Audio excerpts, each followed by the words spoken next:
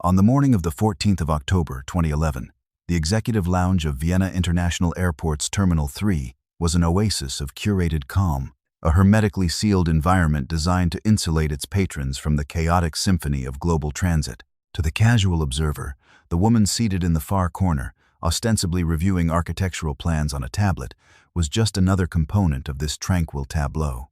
Her name, according to the documents in her meticulously organized briefcase, was Anna Fisher, a senior consultant for a boutique firm specializing in optimizing passenger flow and experiential design for luxury travel hubs.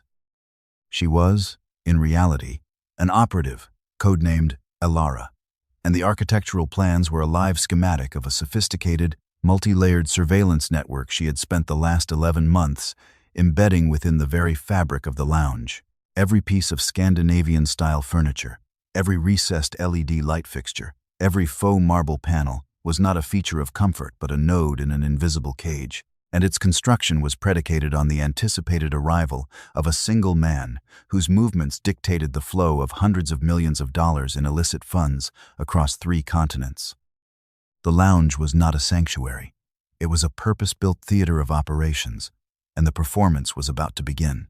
The problem that necessitated the creation of such an elaborate and resource-intensive trap was a man named Zafir Al-Qasim.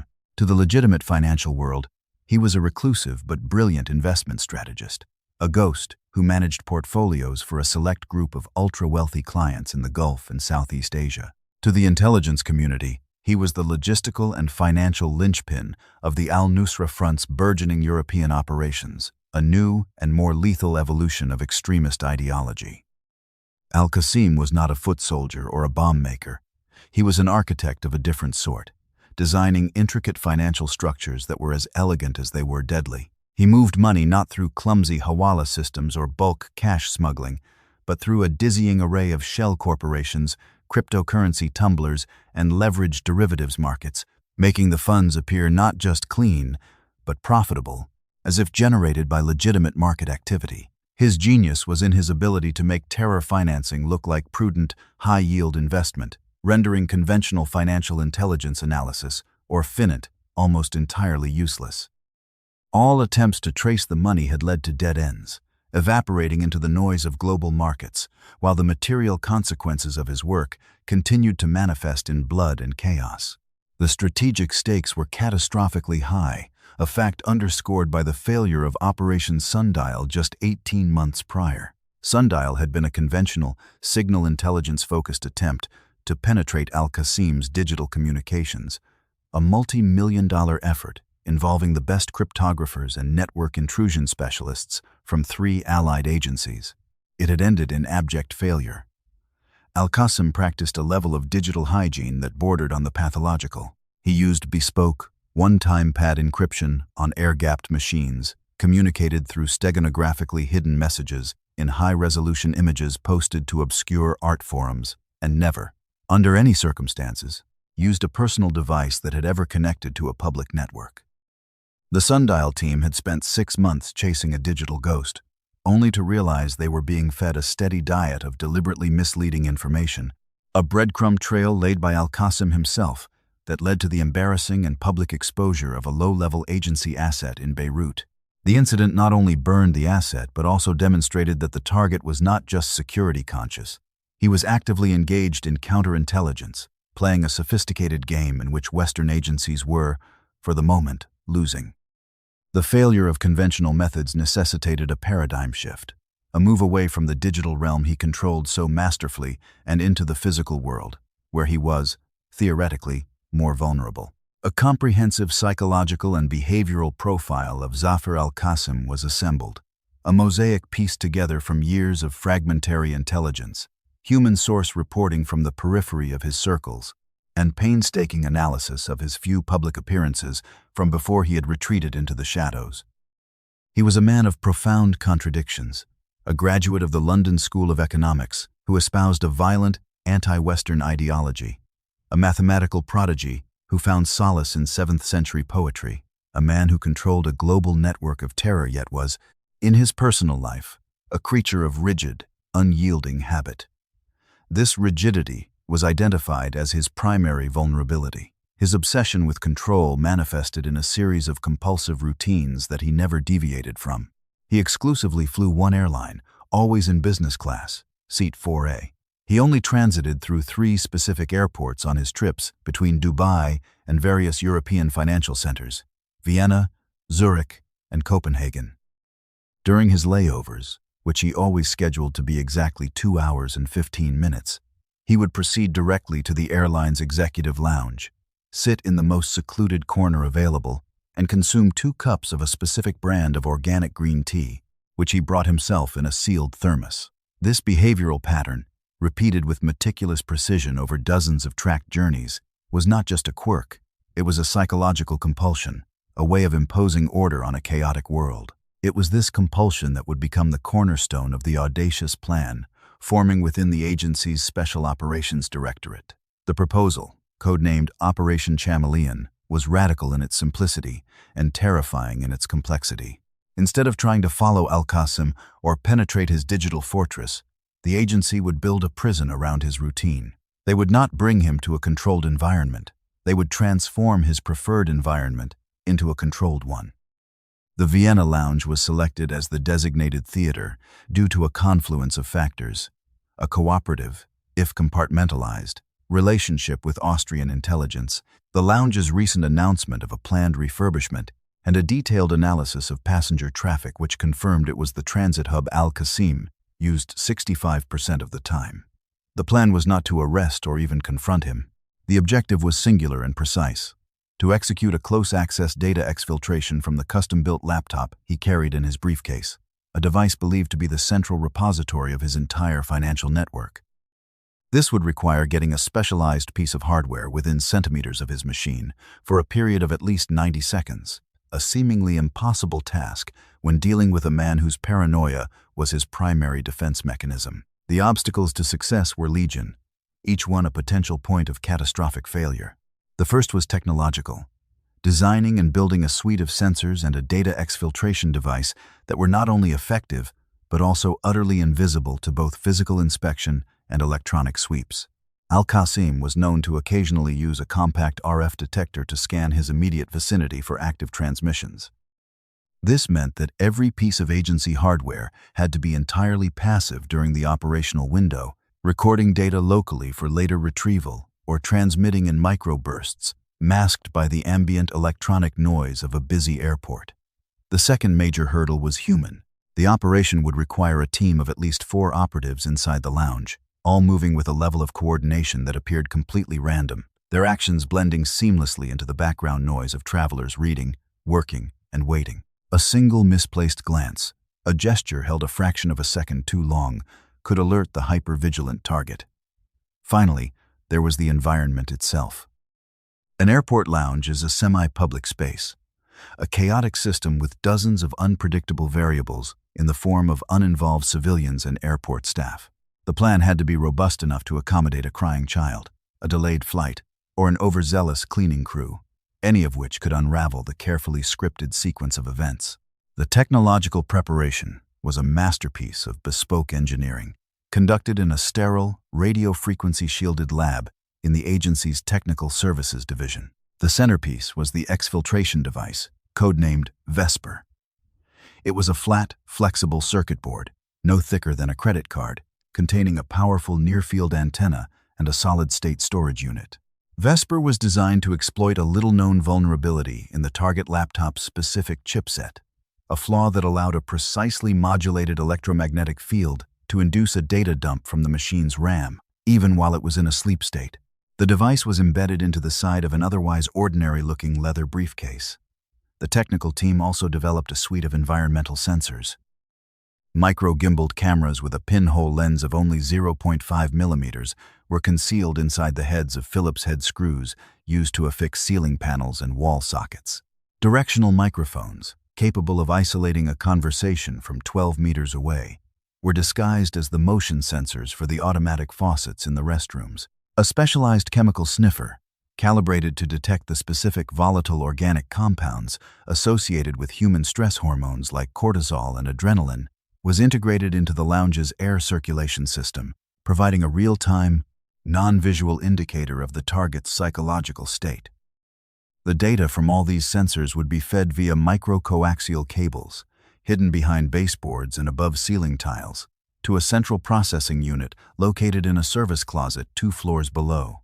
The selection of the primary operative was as unconventional as the plan itself. Elara was not a traditional field agent drawn from the ranks of former special forces or law enforcement.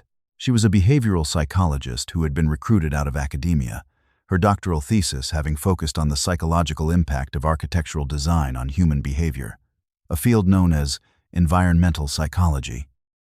The agency had identified her as possessing a unique combination of analytical intellect, spatial reasoning, and an almost preternatural ability to read and predict human movement in complex environments. Her training was accelerated and brutal. She was subjected to mock interrogations to build her psychological resilience, spent months in language immersion to perfect her German and the specific dialect of a Viennese professional, and was drilled relentlessly in the art of social engineering and technical surveillance. Her instructors reported that she absorbed tradecraft, not as a set of rules to be memorized, but as a new language for describing and manipulating the world.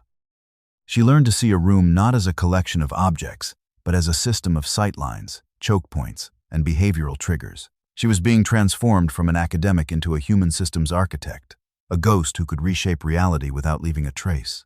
The construction of her cover identity, that of Anna Fisher, was a deep and meticulous process, a legend built with the solidity of a real life. The agency created a comprehensive digital footprint for Fisher, including a professional profile on LinkedIn, a portfolio of past projects on a convincingly designed corporate website for the fictional firm Raumlogik Consulting, and even a history of academic publications in obscure architectural journals.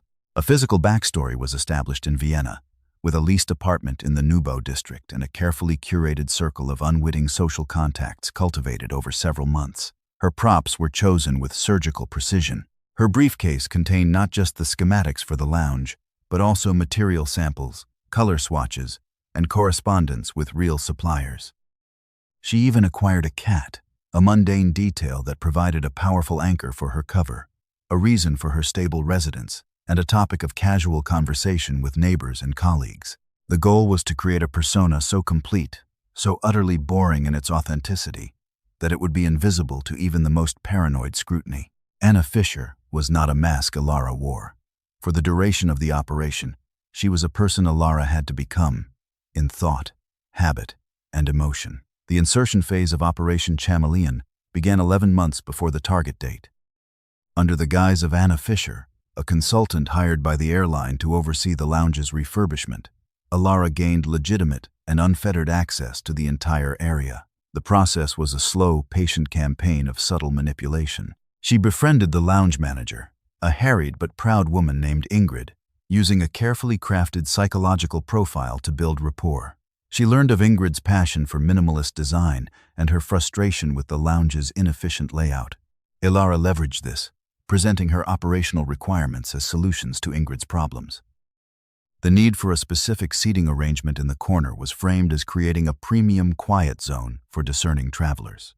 The installation of new wall panels, which would hide the sensor wiring, was sold as an upgrade to improve acoustics.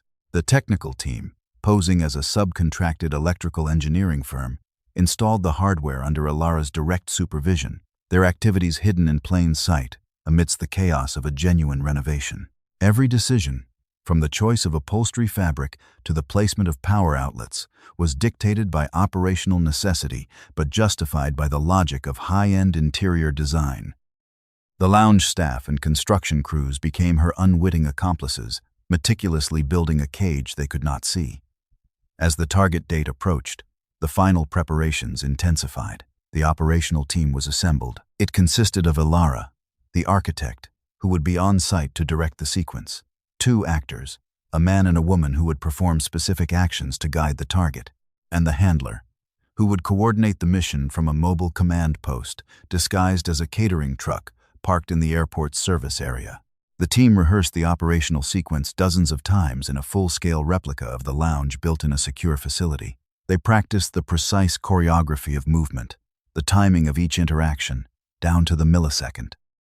They war-gamed every conceivable contingency, the target choosing a different seat, a flight delay altering his schedule, an unexpected security patrol. For each potential disruption, a countermove was developed and drilled.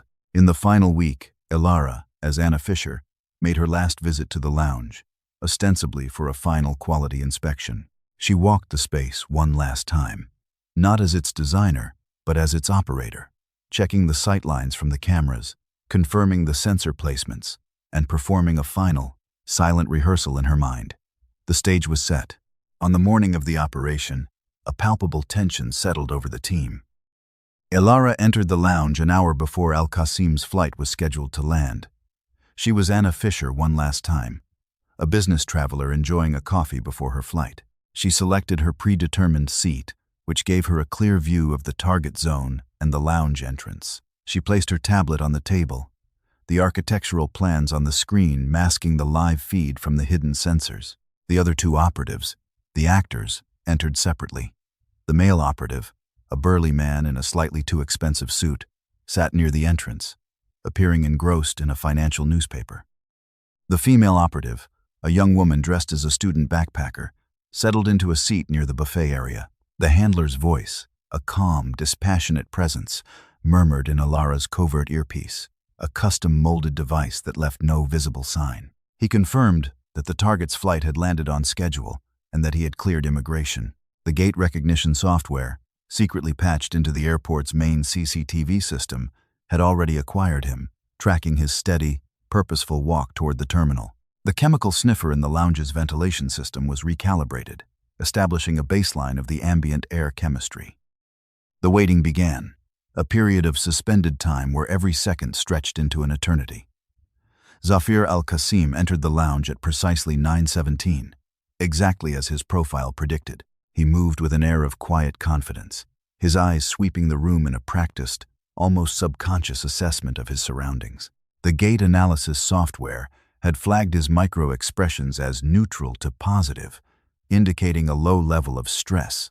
He was on his home turf, within the comforting confines of his routine. Elara felt her heart rate quicken, a physiological response she immediately suppressed with a practiced breathing technique. In her earpiece, the handler confirmed positive identification and relayed the data from the chemical sniffer. Baseline cortisol levels, no indication of suspicion. Al-Qasim made his way toward his preferred corner, the quiet zone Elara had so carefully designed. The first phase of the plan was initiated. As Al-Qasim approached, the male operative, the businessman, stood up abruptly, feigning a sudden phone call.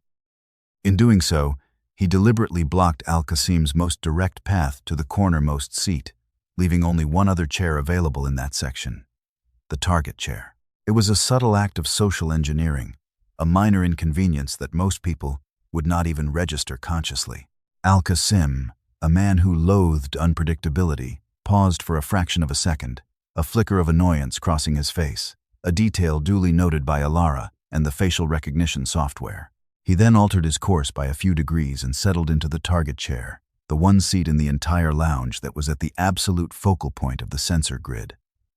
With the target in place, the second phase began. Al-Qasim opened his briefcase and removed his thermos and laptop. He placed the laptop on the table, but did not open it, instead pouring his green tea with the ritualistic precision of a religious ceremony. The operational plan had accounted for this. He never worked immediately upon arrival. This was his designated 2-minute window of settling. The next move was designed to subtly pressure him into connecting his device to a power source. Elara, watching the sensor feed, noted that his laptop battery was at 42%, a level that might not necessitate an immediate charge. She gave a nonverbal signal, a slight adjustment of her glasses, to the female operative, the student. The student stood up and walked toward the bank of power outlets nearest Al-Qasim, discovering with feigned frustration that they were all occupied. She then approached a lounge attendant, a man who had been cultivated by Elara for months and conditioned to be helpful, and complained loudly enough for Al-Qasim to overhear that there were no available charging points. The attendant, following a script he didn't know he was in, pointed toward a newly installed high-speed charging port, the one located directly beside Al-Qasim's chair. This port was, in fact, a dummy designed to fail. The entire charade was a piece of psychological theater, intended to plant a subconscious seed of scarcity in Al-Qasim's mind, making him more likely to secure the last available power source for himself. The final and most critical phase was the exfiltration itself. Al-Qasim, having finished his first cup of tea, plugged his laptop into the dummy port. As expected, the charging indicator did not light up. A brief, almost imperceptible frown creased his brow. It was the precise moment of manufactured vulnerability the team had waited for. The male operative, the businessman, concluded his fake phone call and began walking back toward his seat, his path taking him directly behind Al-Qasim. This was the most dangerous part of the operation. The operative carried the Vesper briefcase. His movements had to be perfectly calibrated to appear accidental. As he passed Al-Qasim's chair, he executed a practiced stumble, his body lurching forward as if he had tripped on the carpet. His briefcase swung forward, its side panel making contact with Al-Qasim's laptop for a mere moment before he righted himself, muttered an apology, and continued on his way. Al-Qasim, annoyed by the series of minor disruptions to his sanctum, barely glanced at him. But that brief contact was all that was needed. In Alara's earpiece, a single, soft chime confirmed that the Vesper device had been activated and the data transfer had begun. The 90-second countdown started. It was a period of excruciating tension. Alara had to maintain the placid exterior of Anna Fisher, her face a mask of calm concentration on her tablet, while her mind processed a torrent of data from the hidden sensors. Al-Qasim's heart rate, measured by a micro-Doppler radar sensor hidden in the table's base, had elevated by 10 beats per minute, a direct result of the accumulated annoyances. The chemical sniffer detected a fractional increase in adrenaline. He was irritated, not suspicious. The distinction was critical. The 90 seconds felt like a lifetime.